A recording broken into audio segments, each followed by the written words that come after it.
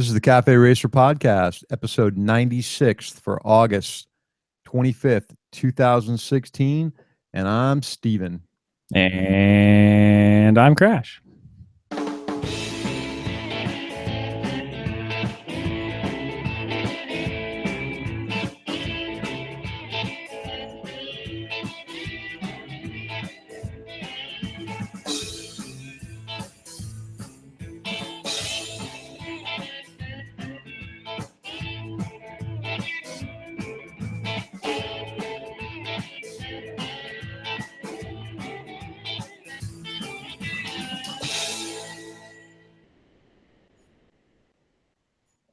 How's it going? It's going. I've got this pretty cool little ceramic pineapple for no reason. Wow. It's just sitting on my table. Almost looks like a crown you put on your dashboard. Yeah, like it does kind of little white and gold ceramic pineapple. Where'd you get that thing? I don't know. TJ Maxx or something. That's kind of cool. I don't know. It was sitting next to our helmet giveaway helmet, and I decided to pick it up and play with it. Can't believe you're giving that helmet away. I like that thing. Where'd you go? I lost you. Oh yeah, am I back? Did you find me? Yeah, you're giving away that helmet that I like so much. Yeah, well, you know, you got one to wear out of it, and I got one to wear out of it, and this one's too big for Jess, so might as well give it away. That helmet is badass. It really is. I like this. Yeah, XS or the SX60 Cruise by Nex Helmets. Hold it in front of the camera again. Okay. For you insist. That are listening on the podcast, you're just going to have to go on Nex USA and check this out. But it's a really cool helmet. Yeah, it's like white with kind of a pearly finish and then like leather accents all over it. It's very pretty. It's kind of a Star Wars Rebel pilot, TIE fighter pilot looking, don't you think? Yeah, it does. It does have that kind of feel to it. The way the visor attaches and everything, yeah, sort of has this kind of. I got you locked on now, so on the video they can see it. Go ahead. Oh yeah, I'll get it back. Yeah, that's pretty cool, isn't it? I like it. Very comfortable too, isn't it? It doesn't really fit me that well. No. What size is it? And I didn't. It's a.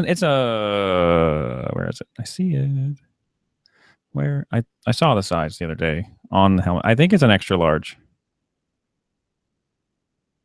It's just a like front to back thing, and the other Nex helmet didn't really fit that well either. I had to kind of smush down the front where it touched my forehead, and now it fits great. But I didn't want to do that to this one since it would have to give it away. No, you really are a long oval, right? Yeah. Front to back, you're going to be a little bit longer than on a regular, normal round shell helmet. Yeah, right. For sure.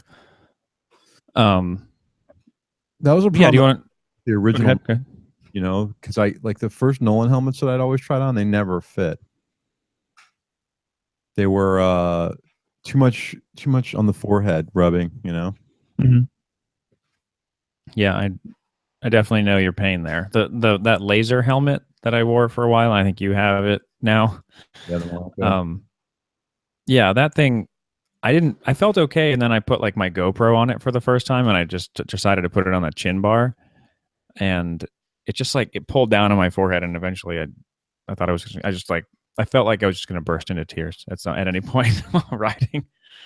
You know what the strange thing about that helmet is? The laser is that although that helmet fit me okay, it seems like my nose is so close to the chin bar and to it just seems like there's not a lot of space. Like that helmet's narrow from front to back, although it did fit. I didn't get any rubbing, you know. I think it's the actual chin part is close to your face more than any other helmet. Right.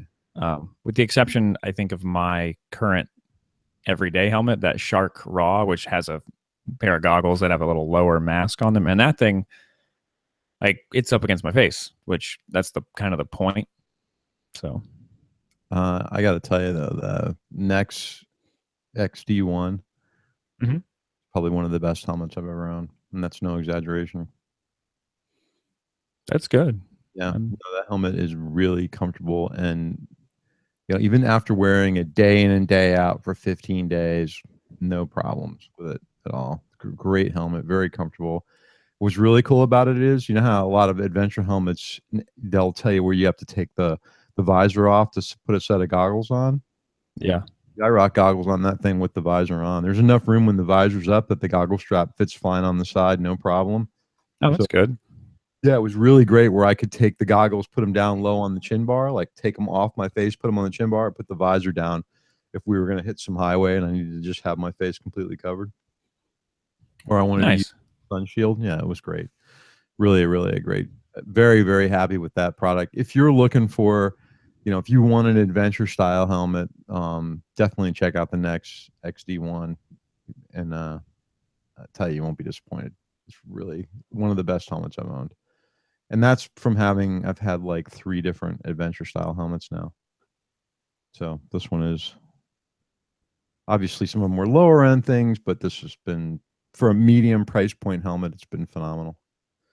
I saw a guy on the way. I have actually gotten to ride the motorcycle a couple days now to and from work.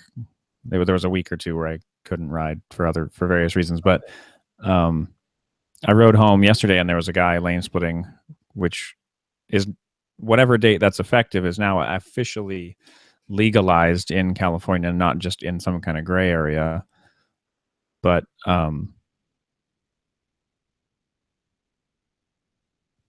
So what? there's a guy, don't really know how to tell them apart, Say, but he just said, Chris, because you blocked out a second. no. I was just saying that I was lane splitting on the way home, and then I commented briefly that that's officially a law in California now. Whenever it goes into effect, that's legalized here in the state.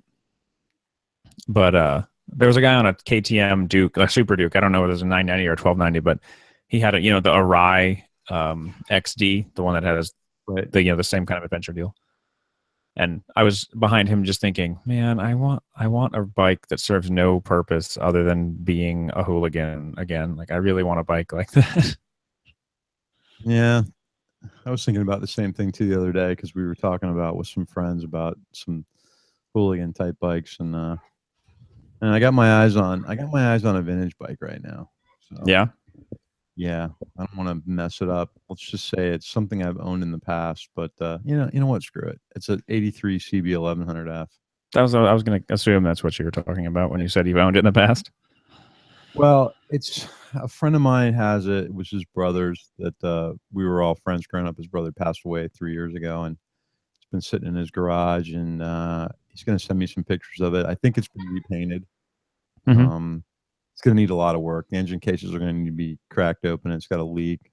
But I don't know. I'm going to see what it's going to need and what he wants for it, and it's a possibility. I'd really like to have that. I love that bike. And Dan, the president of Vintage Iron Club, has one that's Dan found this thing in a deal where he picked up 3 bikes, but it's mint. I mean, it looks like it's brand new. And he had it at a bike night last week, and I was just looking at it going, oh man, I love that thing. I miss that bike. Mine was the red, white, and blue one, and Yeah. yeah, I think the one that my buddy has is the like Dan's got. It's the red and black, but we'll see. I'm gonna check it out in a couple weeks. He's out of town, and then I mean, that bike pretty much looks really, really similar to the new CB 1100 that Honda's putting out, right? That's that style bike, right?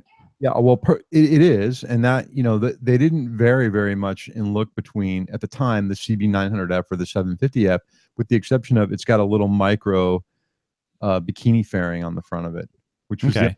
only time they ever offered that was on that bike. In Europe, it was called the Boulder, and it was offered without as an option without that bikini fairing. But here in the States, they only sold it 1 year, 83.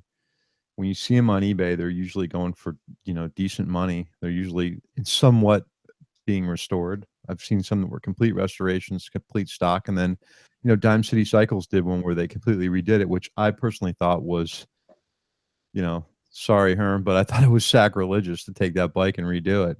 But their build looked beautiful when they were done with it. Yeah. I But I just have that little Suzuki waiting for work in the garage right now. what are you gonna start on it first? Installing the carburetors, which I don't have yet. I've got to go pick them up. Dave has them in his shop. I just haven't had a chance to go over there and get them and, you know, everything like that. So just get it to run and see. I figure I'll probably, change the oil with something super cheap and get it running, and then ride it for a few hundred miles and change the oil again and send it off to get it tested and kind of see where we're going. Like see where everything's sitting. That's I've gonna ordered a couple of parts for it. so far. What have you ordered? A battery, an oil filter. A listener on the show. I can't. I'd have to dig up his email. I'll try to do that later. But one of the listeners to the show heard us talking about it a couple episodes ago, and he was like, "Oh, hey, I've got one of the fuel taps for it." Um, he contacted me and gave me a really good deal. So I've got a used fuel tap to go in there, and then I got some like inline fuel filters for the lines. That's about where it sits. Kind of waiting on the house to sell, which still hasn't happened. But once the house sells and I have some extra money, we're gonna spend the money to get all the parts to fix it and get it running. I noticed too that when we first started talking about this bike, a bunch of people contacted us on Facebook about that they had bikes for sale. They just weren't Yeah, really caught where they were located. One of them was in Florida, right? yeah. And actually, that's the guy that sent me a fuel tap. That's cool. Yeah. And So it's gonna be a nice bike when it's done. It's a cool bike. It's good looking. It fits her, and you'll probably get all your money out of it too when you sell it. yeah.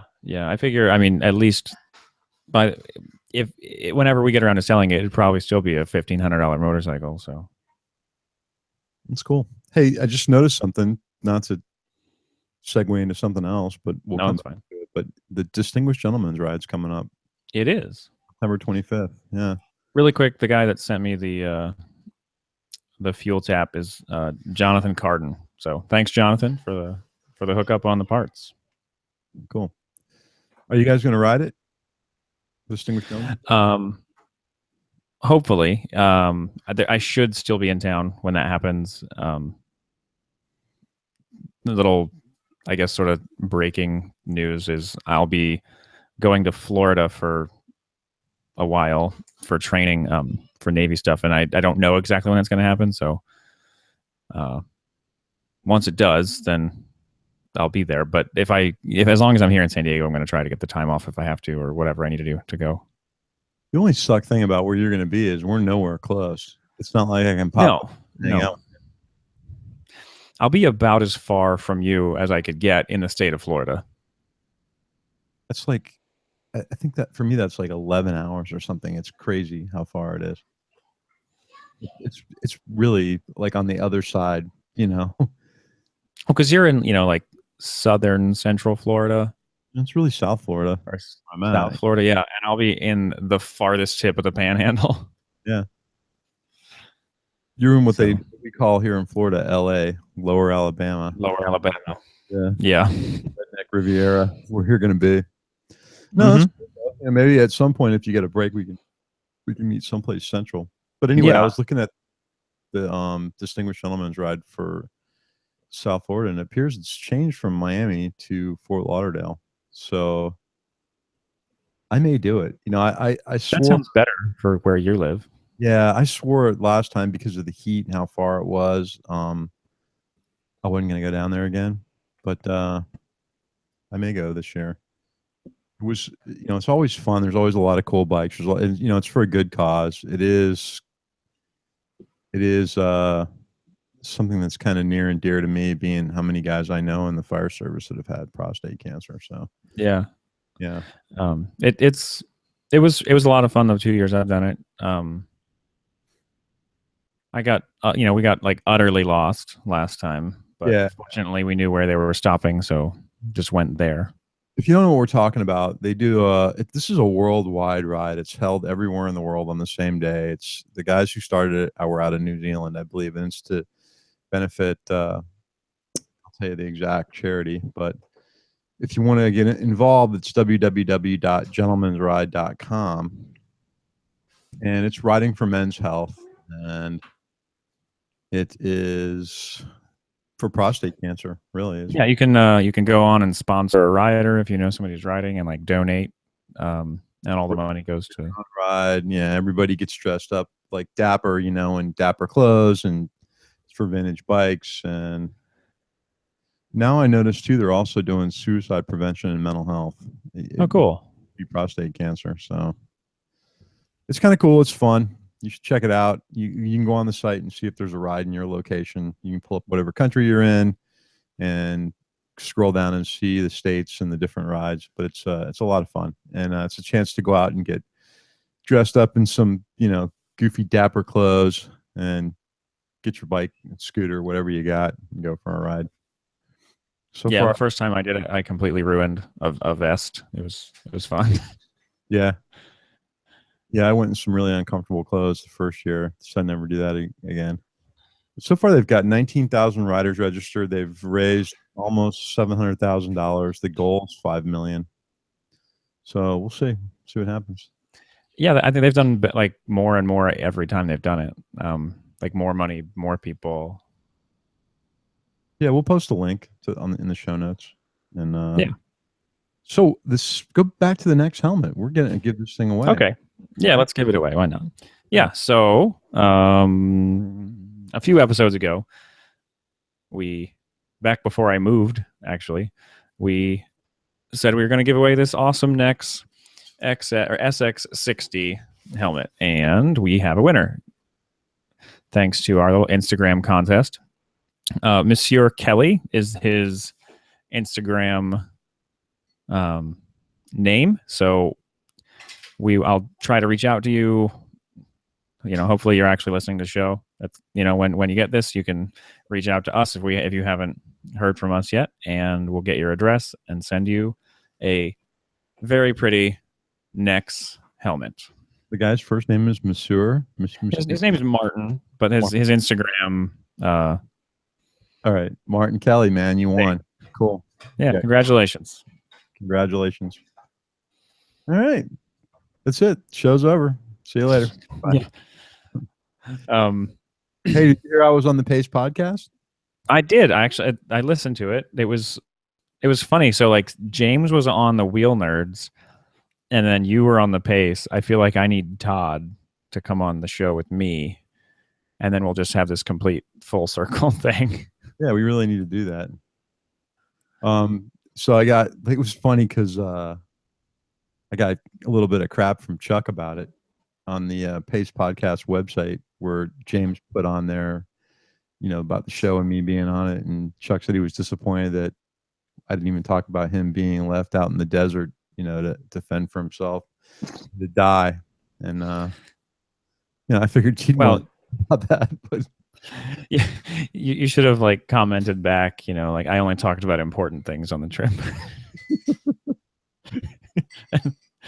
Leaving Chuck to die in the desert is not so bad for one Chuck of them. that deal, because when I was really looking forward to hanging out with him, we were going to do a roundtable recording, and we had all these plans for him, riding the ride with us, and then it just started to go downhill.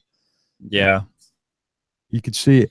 Like I forgot where we were at, the town, what it was called, but we were at a restaurant, and I told Spencer, I'm like, does Chuck want me to I'll order him a lunch and bring it out, to him. And he's like, no, he said he's cool. And he was just, I got out there and you could just tell he was like dejected and just kind of pissed about the whole thing. Were you guys in Rollins? Yeah, Rollins, just Wyoming? right outside, like 3 miles outside of Rollins. And then he had such a hard time with the record company. Like he sat there out in the sun. Like Spencer sat with him for a while, and then we split. But he sat there for hours waiting for the record to come, and it cost him. Yeah. Yeah.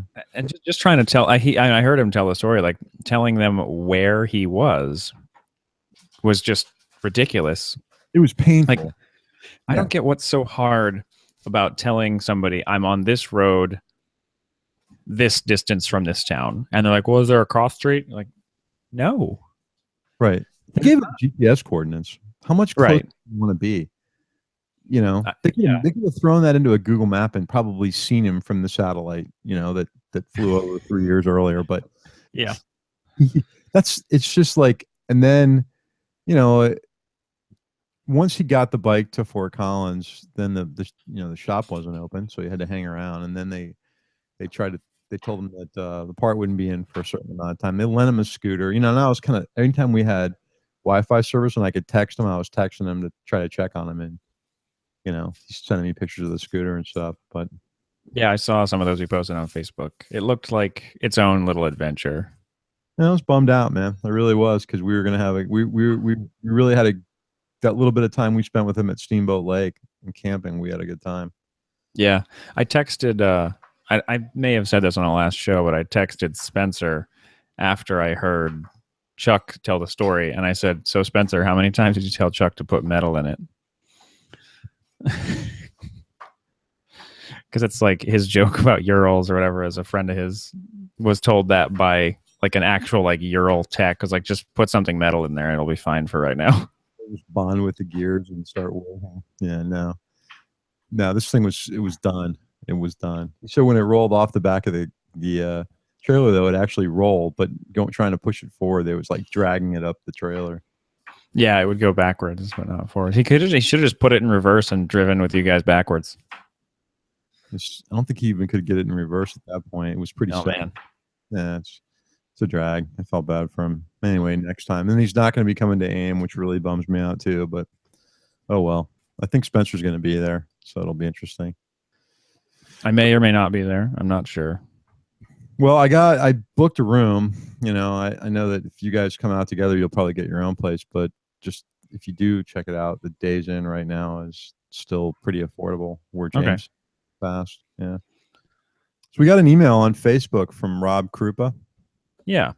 Read this to you. It says, "Howdy, Cafe Racer crew. I'm about to pick up a Kawasaki Zephyr 750 as a project bike that has been sitting for 10 years.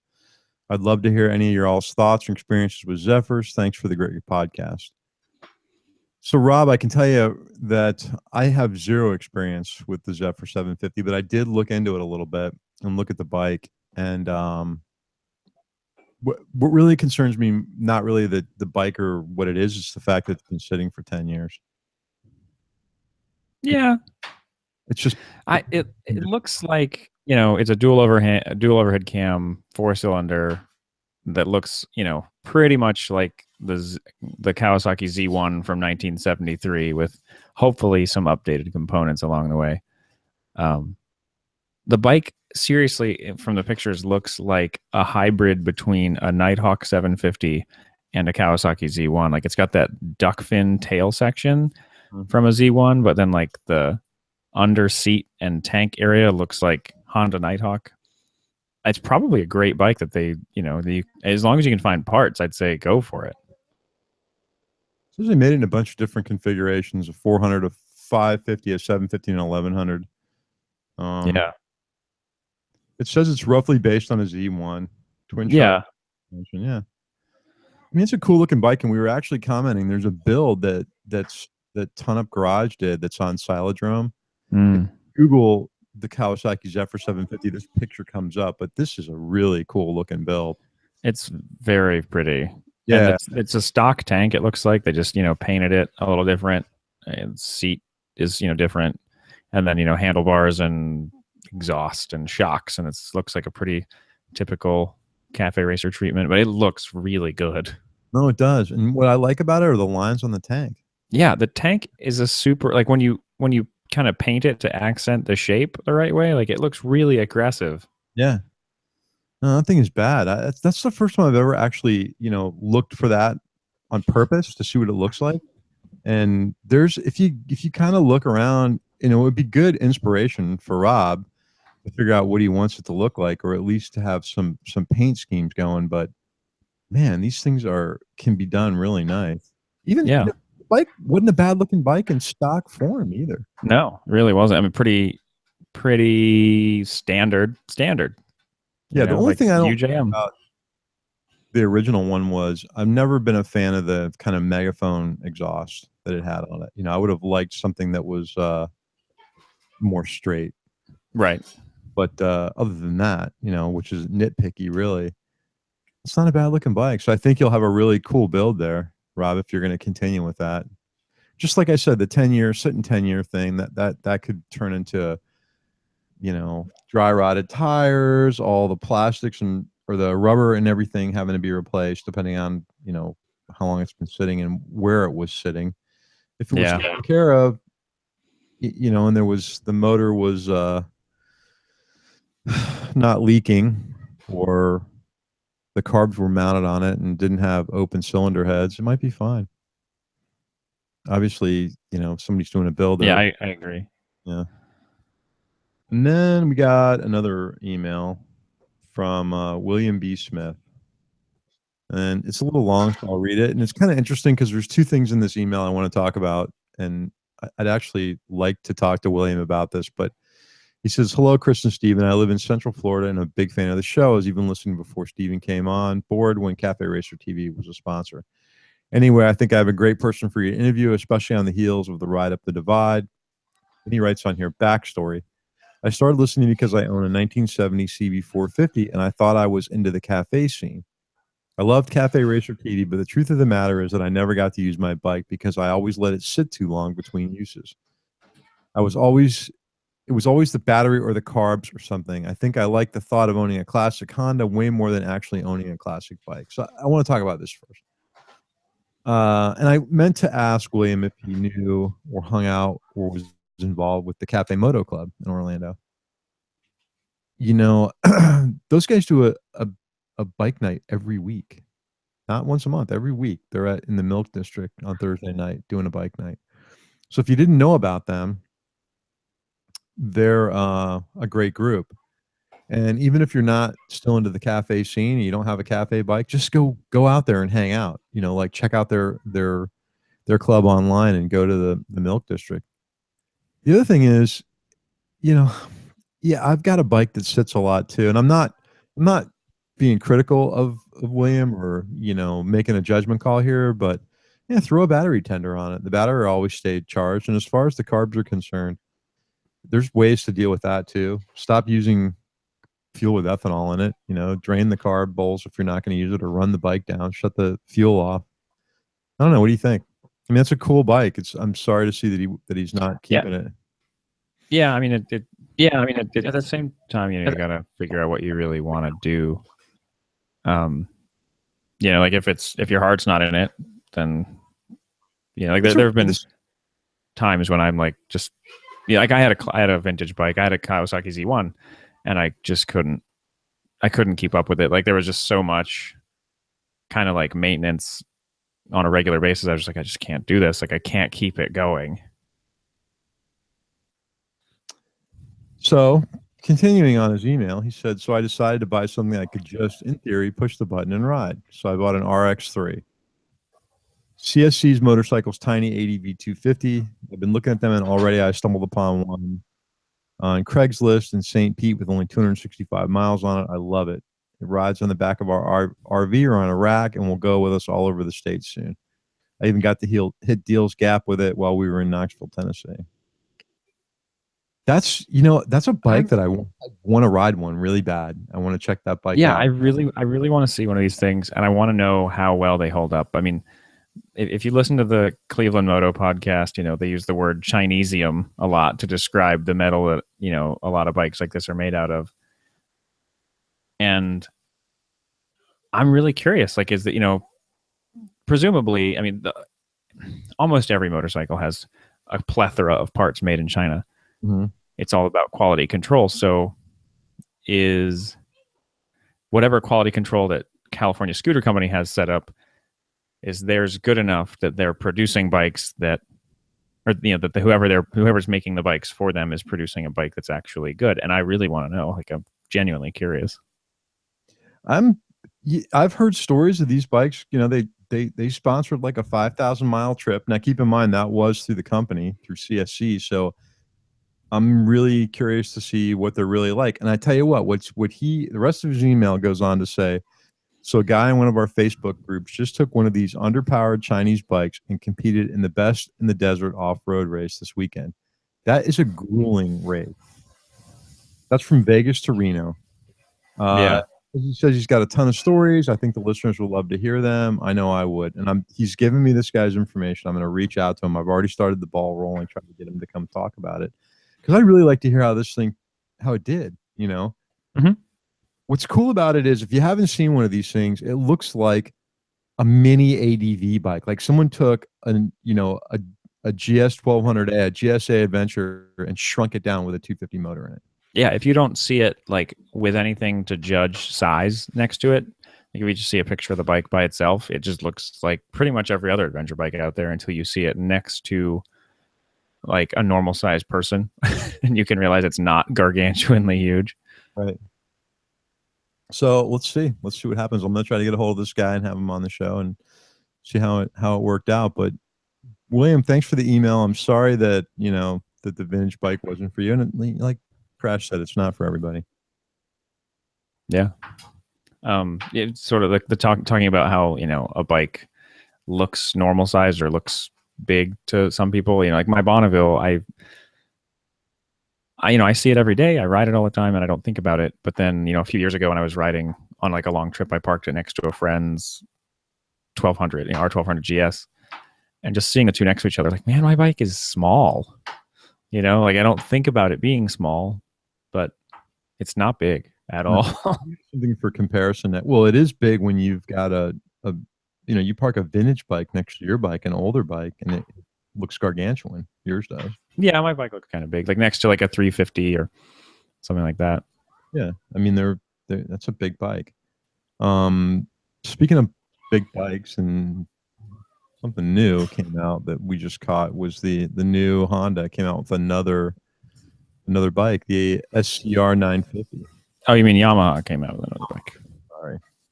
Yeah. So yeah, it's the Bolt motor, that 950 V twin that's in the Bolt, wrapped in, a street scrambler thing.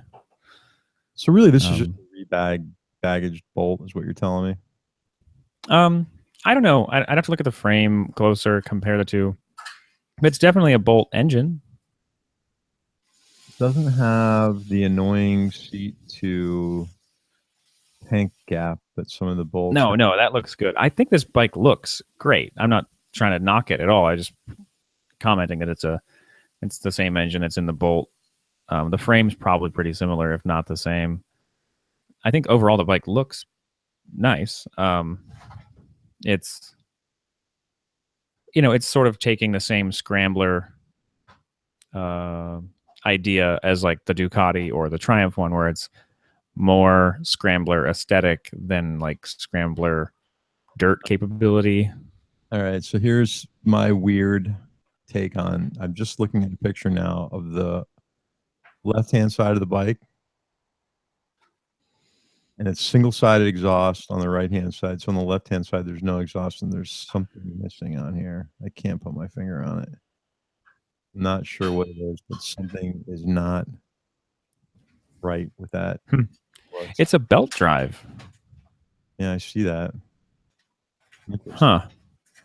And like when if I kind of hold my hand up and cover like the seat from the seat back, it still just looks like a cruiser. Like the front end, the frame around the engine, and then the wheel area, the front wheel and everything, pretty much looks it's a Sportster. You mean like at that point, Kawasaki's cafe bike that they came out with last year? Yeah, the Nescafe.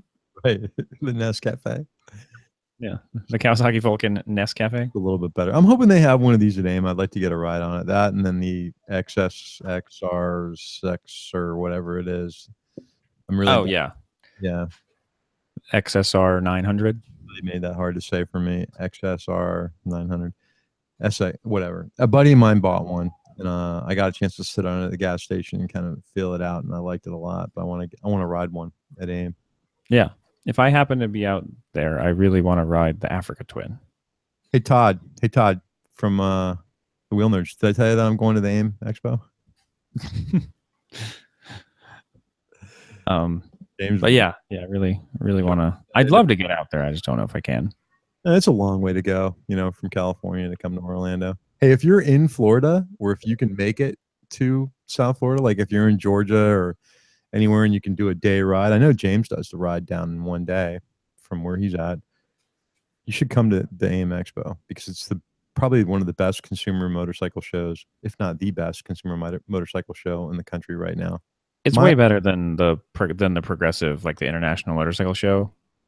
Especially the one in Miami, that was horrendous. I've never been to the big ones, in California or New York, but the Miami one was horrible. Yeah, I haven't been to the big ones either, so I haven't done that. But at the same time, like I can't imagine them being any better than AIM. And they've timed it well with Biketoberfest. So if you've never been to Biketoberfest and you want to go to Daytona for a few days, check that out. And then it's only like an hour and a half ride from Daytona to where the convention center is, maybe less than that. On Saturday and Sunday, it's open to the public, and they've got a lot of demo tents there that in the last couple of years weren't that crowded. Now this year, now that the word's getting out, it might be different, but KTM's supposed to be there this year. I don't know if they're going to be doing demo rides. They're always pretty good about having a demo truck around. Yeah. But certainly it was Yamaha, Honda, Kawasaki, Suzuki. I wonder if Zero will actually have people manning their demo bike area. Really disappointing last time. But aren't they owned by Polaris now? Or that's Are they? No, Bramo is. Yeah, Bramo. Yeah. Maybe Polaris will be. Maybe you'll have, Indian and Victory this year. There's a lot of side-by-sides there that they're even expanding that. I've read some of the news for the expo where they're going to expand the side-by-sides. So that'll be really cool. And it's just a good time. There's a lot of manufacturers there that are OEM manufacturers that you may just find interesting to go into a booth and see how people are making parts for the other manufacturers. But there's also a lot of the core vendors there, like the core manufacturers. Yeah, I mean, like even Senna or however the heck you pronounce that name, they had all their full line of everything there, so you could actually try on their helmet and play with all their gear in a way that you can't really do anywhere else. Yeah, no, and a lot of the helmet manufacturers there, we got to try on clothes from Held, and just there's a lot of interesting stuff there. Schuberth is there. Yeah, Helite. Yeah, it keeps getting. Matter of fact, they've changed locations this year to across the street to the big building where they do the demo ride, so it's going to be even bigger. Oh, yeah. Helite was actually you could put on one of the vests or jackets, and they were firing them off, so you could try it out. It's kind of, which I've got one sitting behind me right now. There it is. I see. Yeah, that's actually what reminded me they were there. Was I saw your vest behind you. Yeah, so I'm looking forward to that, and right the week before that, I will be at the Overland Expo East in Asheville. Nice. Yeah, another really cool. Crash and I went to the one, was it 2013 or 14? 14. 14. We went to the one in the West Expo. At the time, they weren't doing the East Expo, which was at Mormon Lake. And so if you've got the time off in October, go check that out. The Overland Expo East. It's not just motorcycles. There is a lot of motorcycle stuff there, but it's all overland travel. And what's really neat about it was so fun. Yeah, it's a lot of fun. They do a lot of hands-on stuff. We actually got to demo the Range Rover. Yeah. Yeah, the Range Rover was really impressive. But we noticed while they were there were classes where they had literally taken vehicles and flipped them on their side and then taught you how to ride them.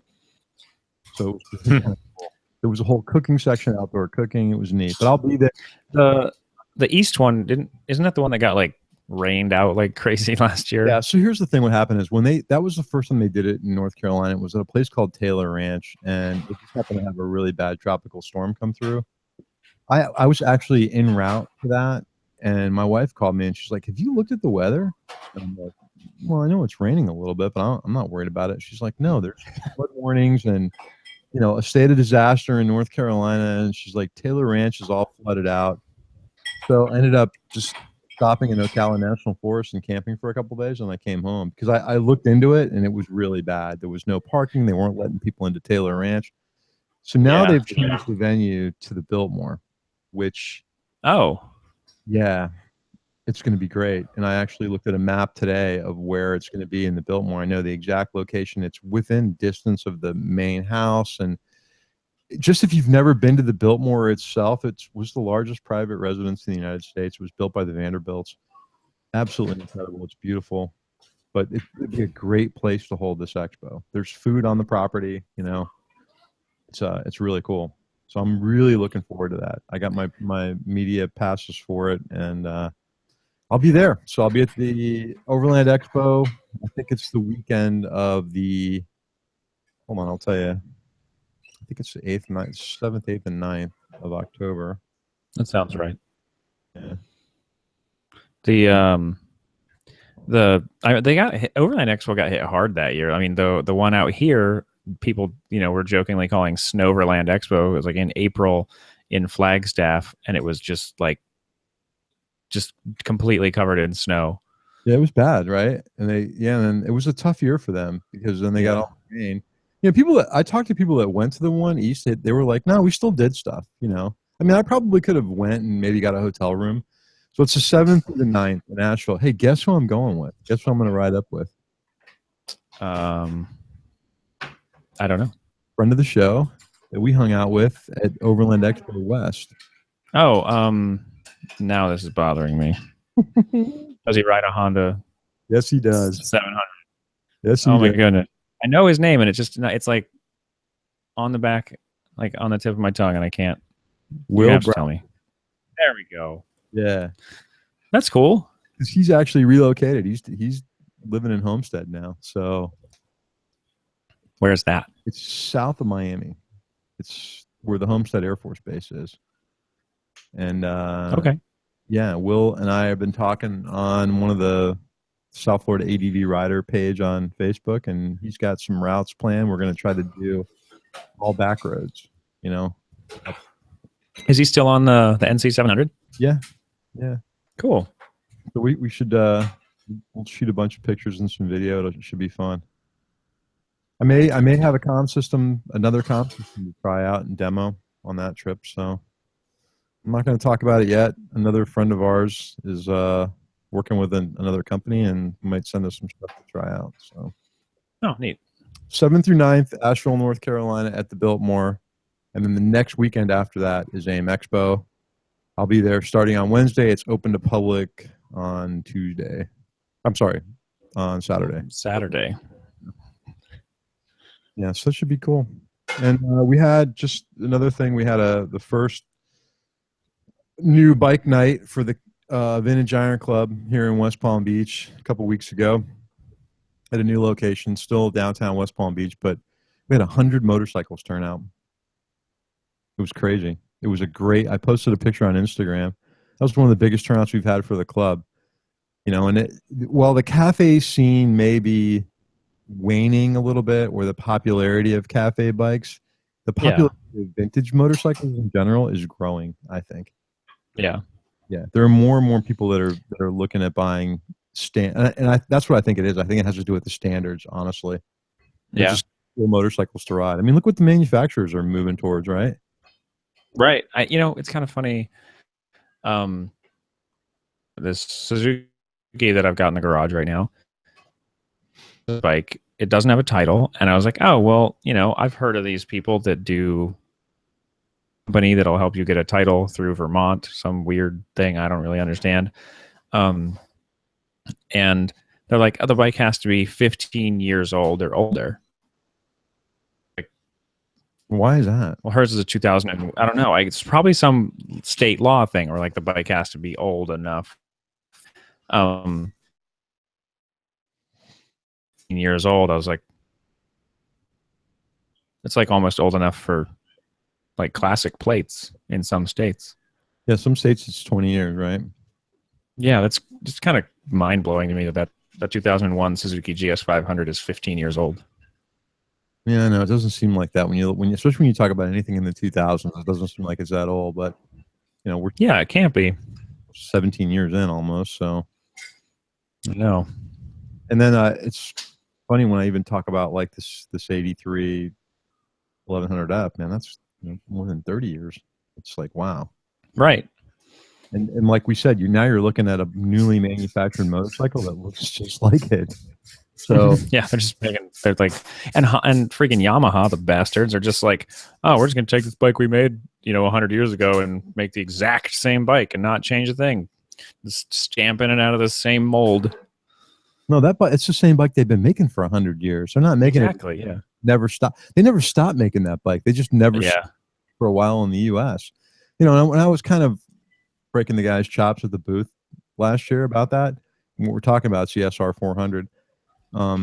We were kind of talking about, hey, why didn't you at least put an electric start on it? If you're going to market this bike to women, there's a Kickstart. And he's like, this bike hasn't changed. He's like, this is the same bike we're selling all over the world. We just brought it to the U.S. I kind of Yeah. thought they just went and got, they had a bunch of old parts left over from bikes they used to make and threw them together. No, they just keep producing. They just said, hey, the market, I think in retrospect, it was a smart decision because they saw where the market was going. And they're like, hey, let's bring Maybe. bike, Yeah. It's like the Volkswagen, the Beetle, that manufactured like unmolested into the 2000s or something before they came out with the new Beetle. Right. Right.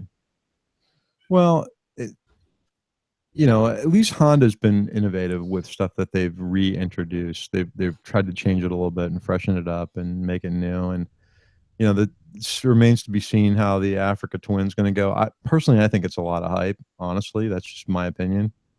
And we'll see. Hopefully, I'm going to get a demo ride on one of those as well. But I'm sure it's not going to. Now that I've got a little bit better confidence off road, I'd like to take one off road. Yeah. Unless they have some bikes on the the dirt section for the side by sides where you and Spencer almost got killed, and kicked out. Don't forget that.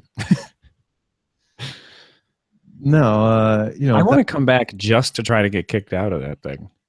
You guys were close, man. I heard him yelling at you from every corner over the Kawasaki booth. I heard him screaming at you. It's pretty fun. But other than that, it's been good to get back on a bike. My KTM just came back to South Florida this week, so tomorrow I'm gonna hopefully go pick it up, and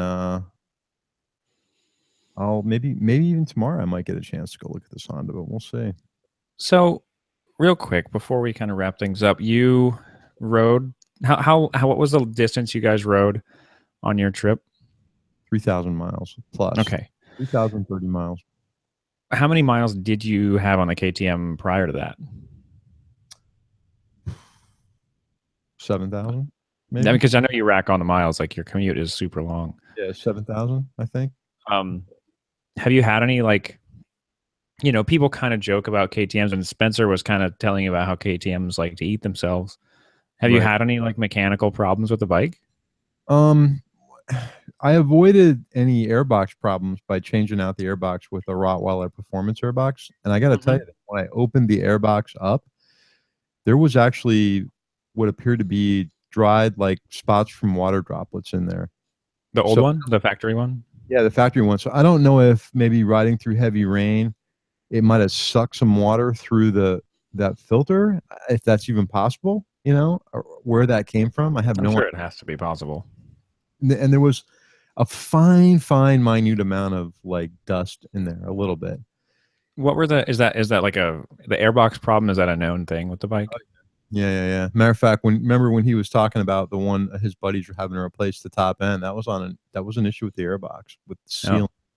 And I think they fixed it in 2015. They had like a factory fix for it. If you brought it into the dealer, they did some sort of RBT sealing or something with some tape around it. But honestly, the best thing I ever did was put the Rottweiler Performance intake, because you go from having an intake that's probably, I would say 4x6, maybe a little bit bigger for the filter. That's how big it is. There's two snorkels that run into the airbox that kind of direct air from the sides of the tank, to having a filter that's the entire size of the airbox. That Rottweiler intake's filter is just huge. You're replacing the entire airbox. There's a plate that goes over the throttle bodies, and now you've got a foam air filter that's the entire size of the airbox. When you lift the seat up, you see the back of the filter underneath the tank. That's how big it is. Nice. and it's sealed completely. So that's a great thing there. And when I get the bike home, I'm going to pull it and check it. They have these skins that they sell. Now I've got a pre-filter on mine that was pre-oiled, so it's one other level. But they recommend on the 1290 because it's not easy to service the filter on that bike. The entire tank's got to come off. That they have a Oh. pre-filter, that you oil and put on over the main filter. It doesn't really cut back that much air at all, but it helps from keeping stuff going through. What Spencer was running were these skins that kind of almost look like pantyhose, sort of. Mm-hmm. It was easy. Like halfway through the trip, he took one off and flipped it around and used it again. So, on the 690, the filter is really easy to service. You can get to it really quick because the tank's in the rear. So that was, could have been an issue. The only other problems I had were on the trip, I was getting a warning light for the rear seat heater. Like it didn't matter. It's not going to stop my trip. It's no big deal. So that's either a connection that was loose or broke or something in the seat. And then also there's a known issue with the fuel sending unit on that bike. So the fuel gauge would show full. Pretty much more than halfway of the trip, it was always showing full. But I always look at, I know what my mileage is, and I look at my odometer, my trip odometer. So I do it the old school way, and I know when I need to get gas. But it wasn't an issue because we never really passed up a gas station. And on the first day when we ran out of gas in the KLRs, they're have whatever size fuel tank. I'm running 8 gallons, so it was never an issue for me where I was getting close. Yeah, those things the KLRs are probably 5, maybe 4 or 5 gallons. Yeah. Yeah, the first day was rough, man. It was a lot of miles, and then the planned gas stops that we had were non-existent. They were closed, so we were kind of stuck. Yeah. And okay, I got another email from a guy about that trip. I'm going to send him. He heard me on the page, and I'm going to send him. He was asking about the maps that we use.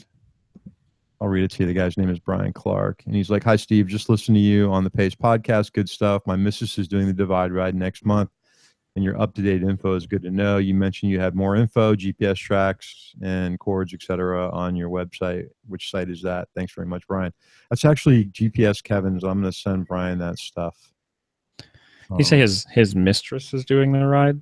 This is not his mistress. Oh, okay. I was going to say, I hope his wife doesn't find out. No, you know what I didn't really know from that is if she's bicycling it or motorcycling it.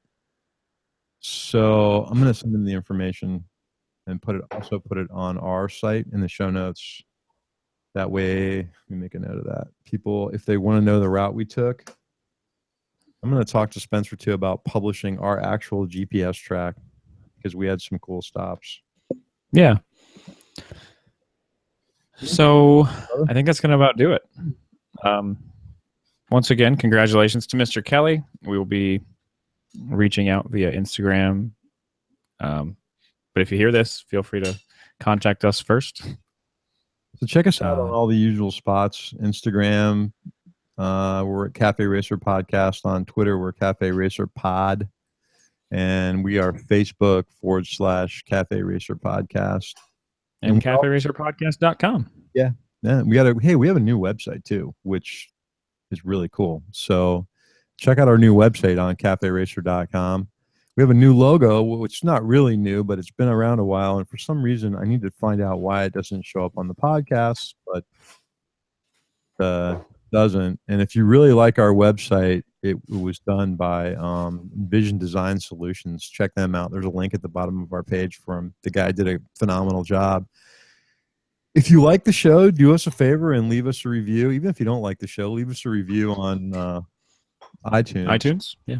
Yeah. And if you don't really even really need to say anything. You could just leave us some stars and then say whatever you want. Like tell us what kind of bike you ride or what's your favorite dessert or what you had for breakfast this morning. It really doesn't matter. It's the stars that count. I'd rather you put on there what your favorite TV show is so I have something new to watch. Because I don't really care about what your dessert was, but I want to know what kind of TV show you were watching. Anyway, if you really, really like the show, help us out with a little bit of donation through Patreon. And we're at www.patreon.com/Cafe Racer Podcast, where you will see that Crash is creating podcasts. This And is true. listen, we get a little bit of money. We got some patrons that help us out, which is great for us. And every bit helps for us to pay for our hosting fees. And the more we get, the more stuff we can give back to you guys. Yeah. All right, man. That's it. Get out and ride. I will see you soon.